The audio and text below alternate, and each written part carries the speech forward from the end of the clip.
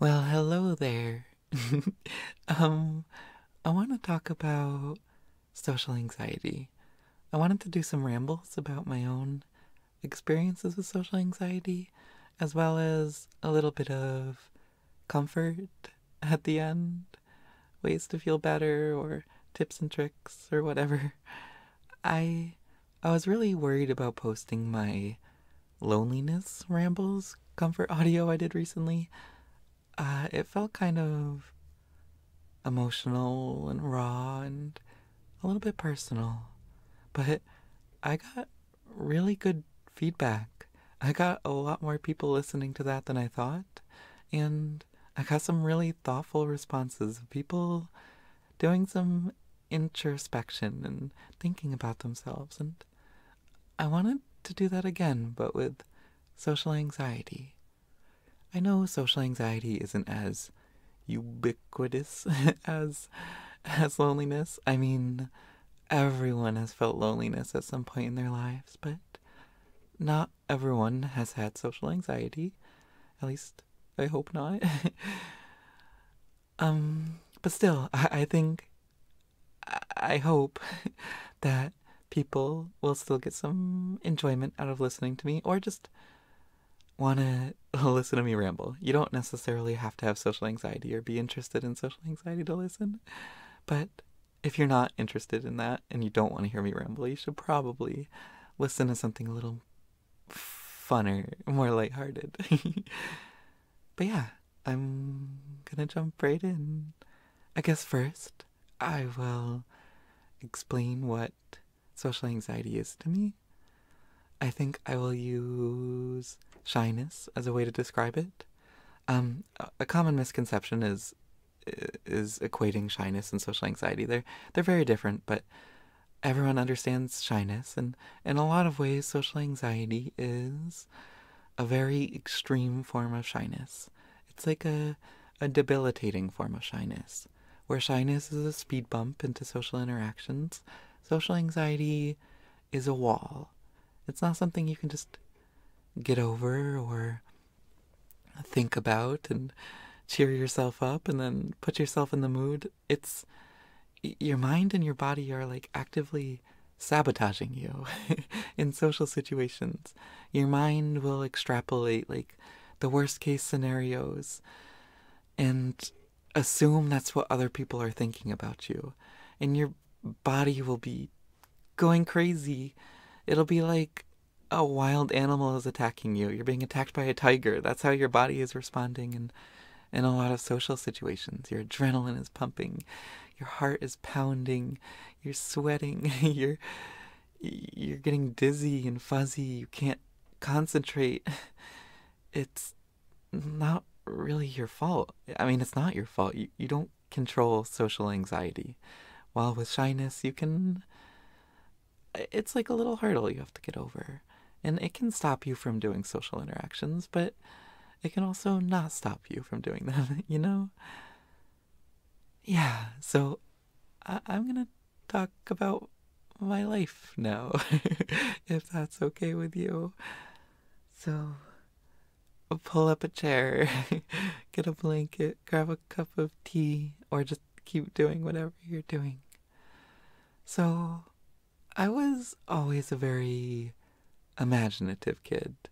I lived inside my own head.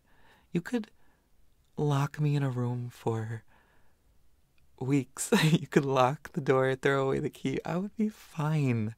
I could occupy myself for hours and hours and hours. I had such a vivid imagination. I would make games out of anything: rubber bands, old mattresses, poker chips.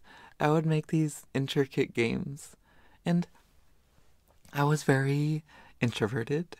I preferred the company to myself, to others.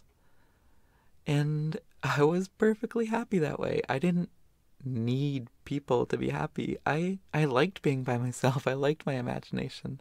And I did have a couple of friends that tolerated my imagination, that would play my games with me, and we would do like whatever LARPing or role plays with foam noodles and random Halloween costumes, and we would play Yu-Gi-Oh! And then step onto the old mattress and battle out how we think the fight animations would go.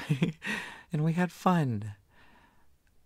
And I liked it. I didn't feel bad about being introverted. I didn't feel bad about being shy. I wasn't constantly hammering myself and trying to make more friends. I was happy. I was happy in my own little world. But at some point down the line, here, let me grab some water. It's dry in here. At some point down the line, it became uncool to be imaginative. I mean, it was never cool. I was always a dork. But at some point, I realized it was uncool. I internalized the feeling of being uncool sometime in late middle school or early high school. And I don't really know how social anxiety starts in most people. I don't know if it's some sort of event, like bullying or switching schools and not being able to make a friend group. I don't know, but mine didn't happen like that. It happened over the course of a few years, I think. I can't pinpoint when my social anxiety started, but I think it was some point in late middle school and early high school. If you know how yours started, I'm kind of curious about that. I think I was just so inexperienced with social interactions, and eventually that coalesced into an anxiety. My lack of experience and then my judgment combined made like a toxic mixture. But I'm really curious to hear if you guys have any sorts of anxiety, how it started. If it kind of just snapped into existence, or if it slowly materialized over a course of a few years, or if you just always had it as far as you can remember. I remember my early childhood not having it, and being very happy to be alone, being very happy to live in my imagination. But yeah, somewhere along the line, late middle school, early high school, I became very over analytical and very judgmental. I was trying to figure out all the things I might have been doing wrong so I can improve them and become more cool. And I tried to figure out why I didn't have a lot of friends, or why I would sit alone and be alone a lot of the time. Like those were now bad things. Those were now not cool. Those were now things that made me unworthy in some way. Even though before, when I was younger, there was nothing wrong with that. Now, I was judging myself for that. And I was analyzing everything I could have been doing wrong that led to me being by myself. And I think that's really where the social anxiety materialized. Because when you get one thing, I don't know, it's like getting your teeth on something. You just keep going. You keep analyzing everything.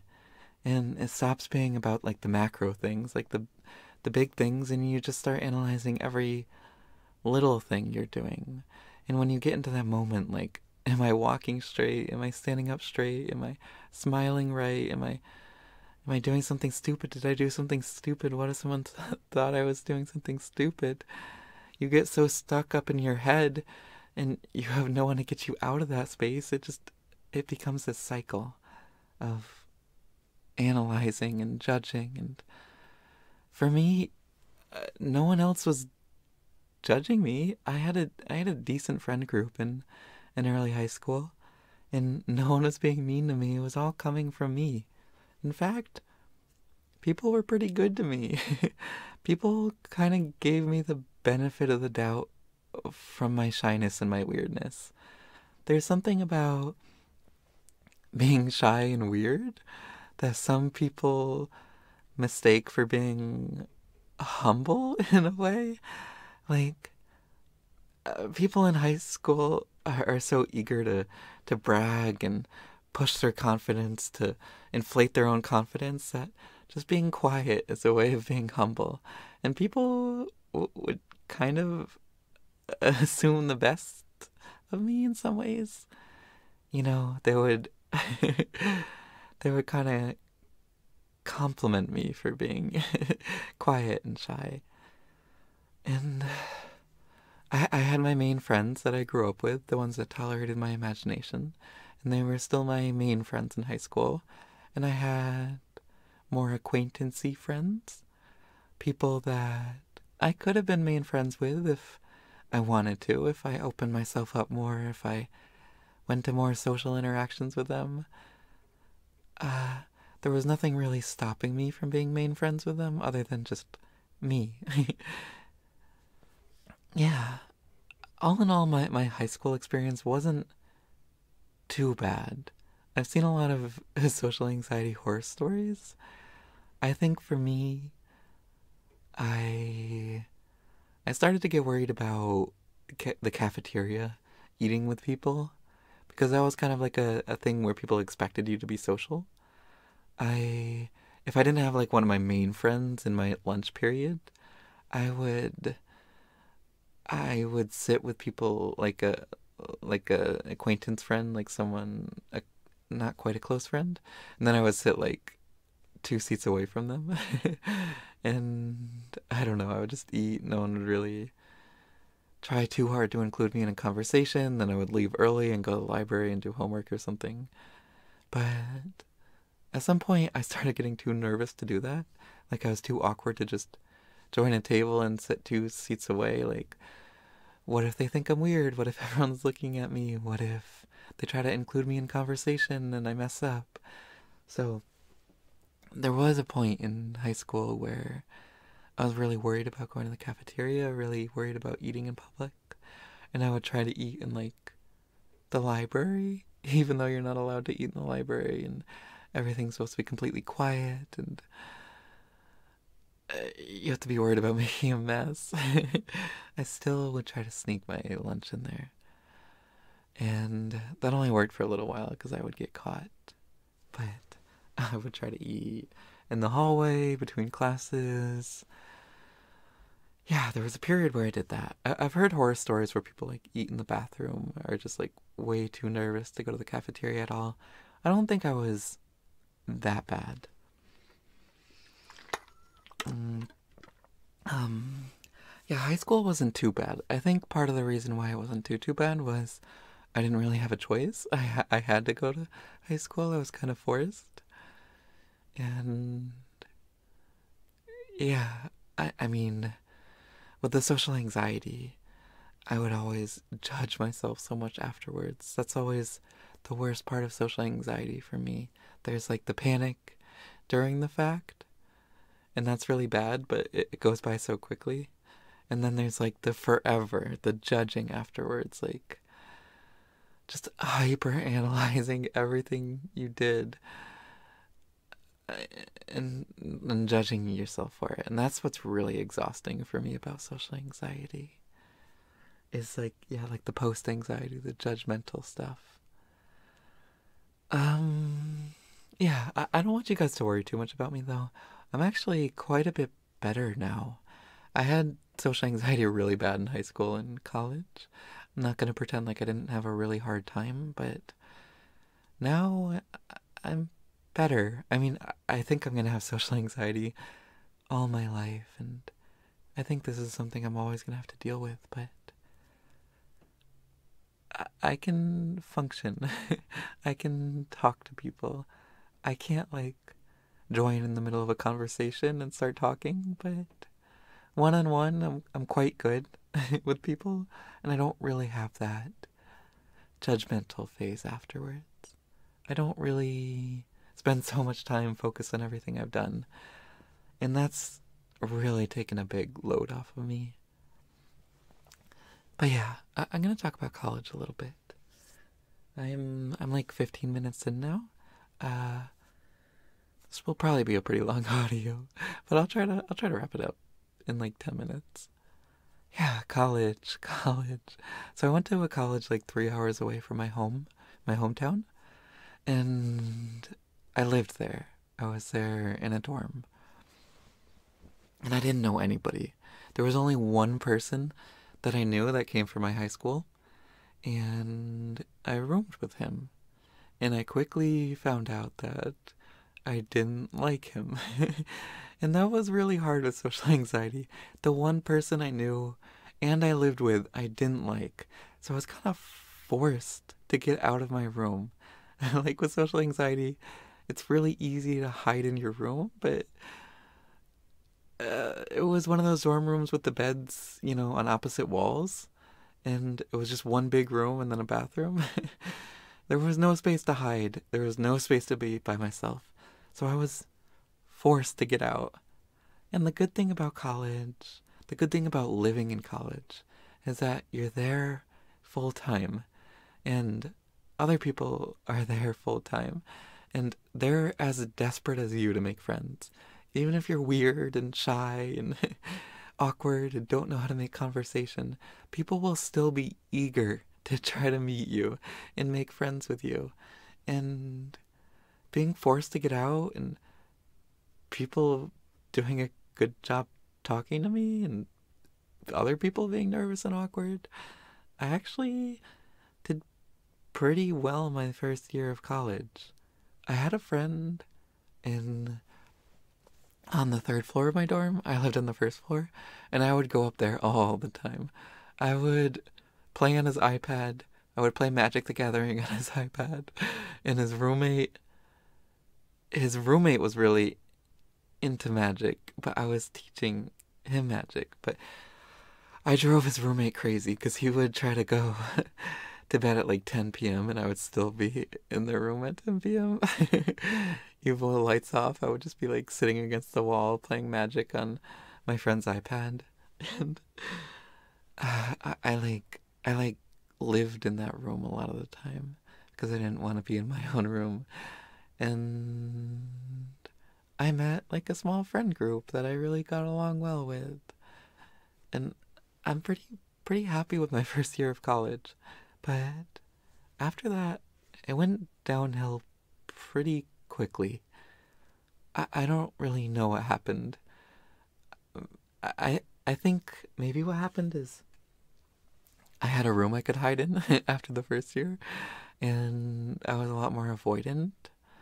I was a lot more nervous about social interactions, and at some point I started skipping classes a lot more, skipping areas where there would be social interaction, and trying to avoid them as much as possible.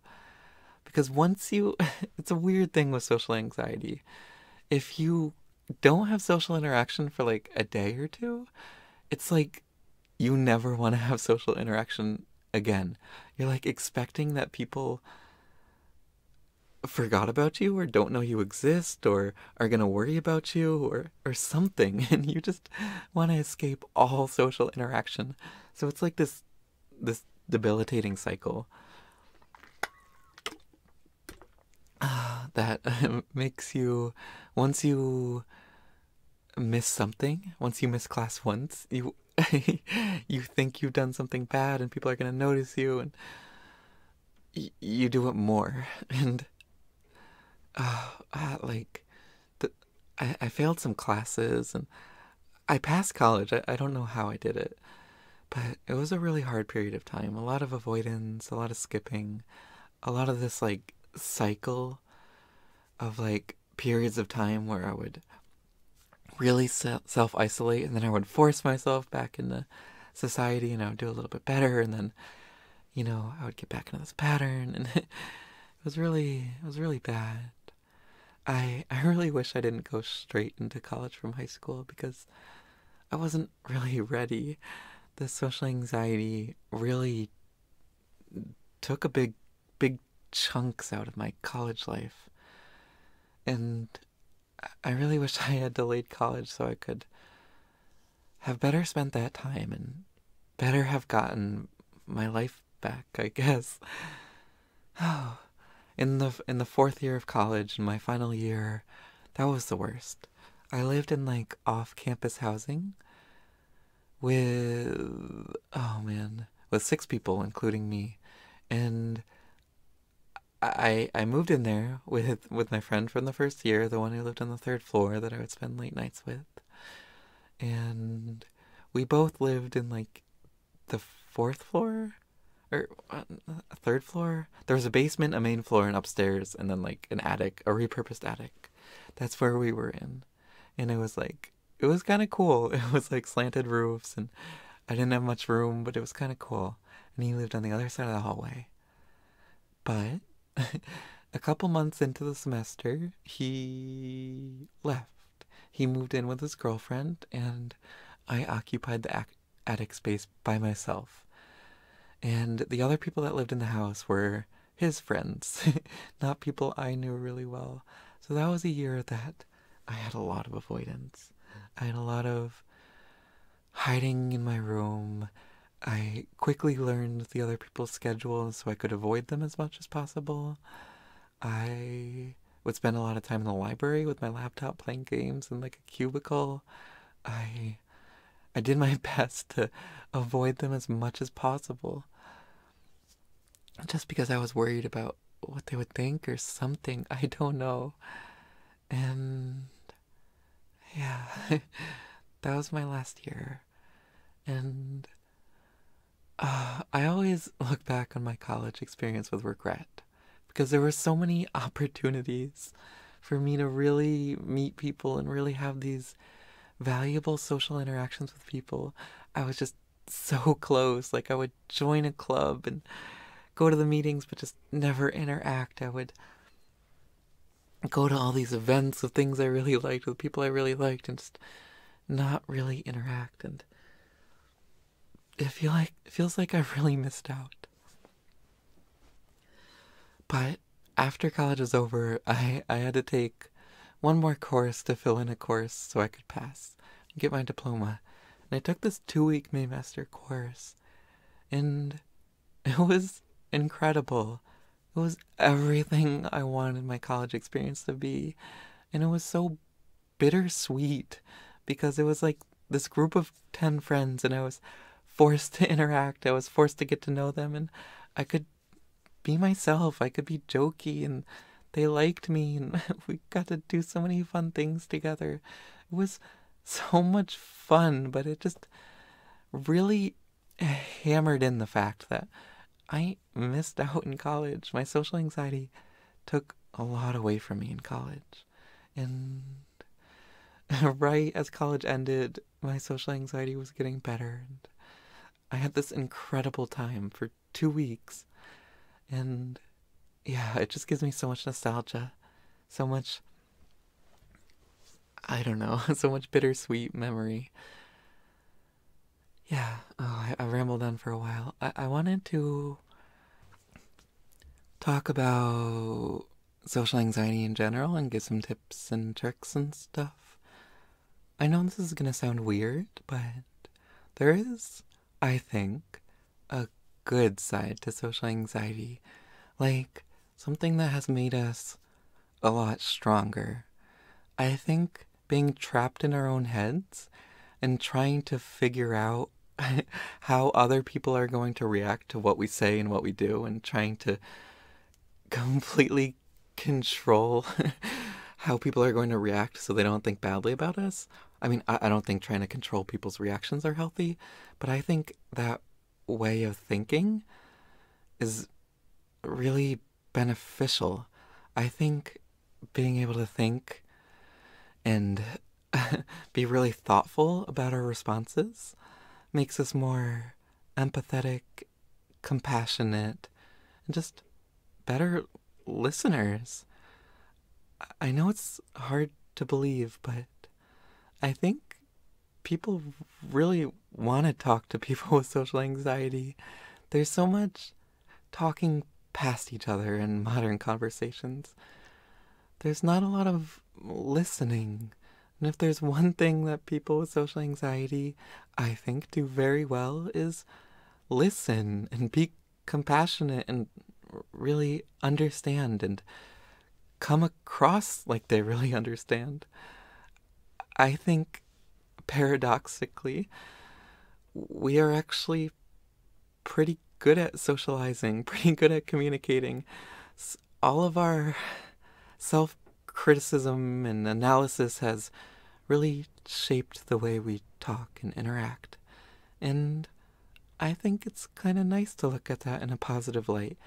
Not just to look at social anxiety as something that has sucked away years of valuable social interaction from our lives, but something that has made us stronger and better and unique and someone that ordinary people really crave contact with.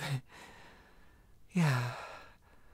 As far as dealing with social anxiety, I think it's kind of important just to understand what's happening in your mind. Understand that the sabotaging that your mind is doing is just random thoughts. They're just like flitting little bits of vapor.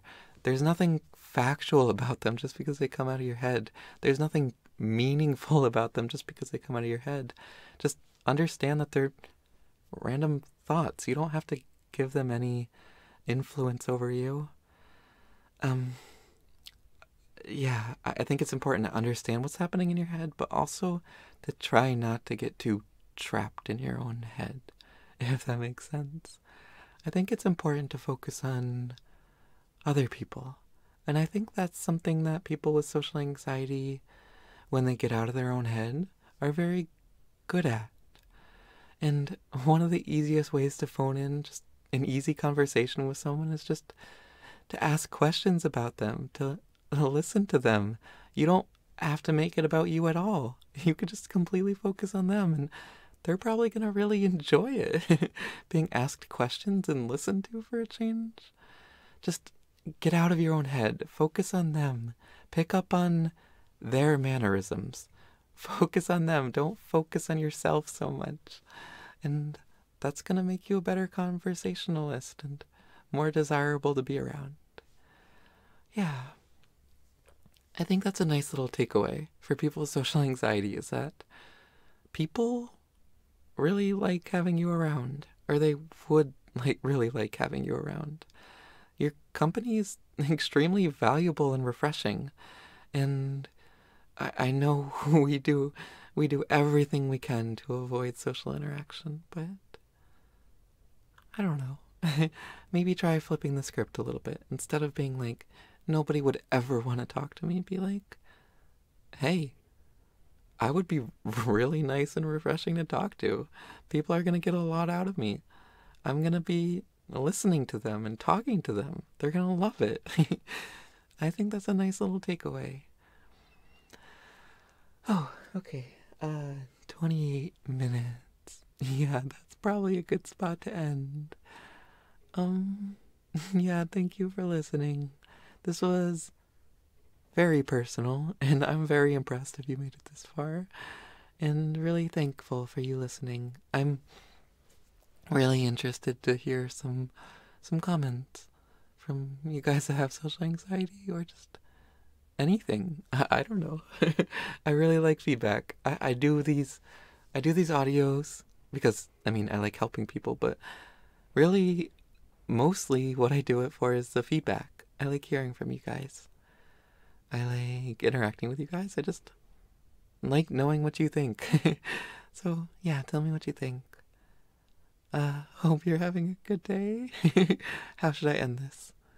Maybe I could just say bye. Maybe that would be good enough. Bye. Have a good day.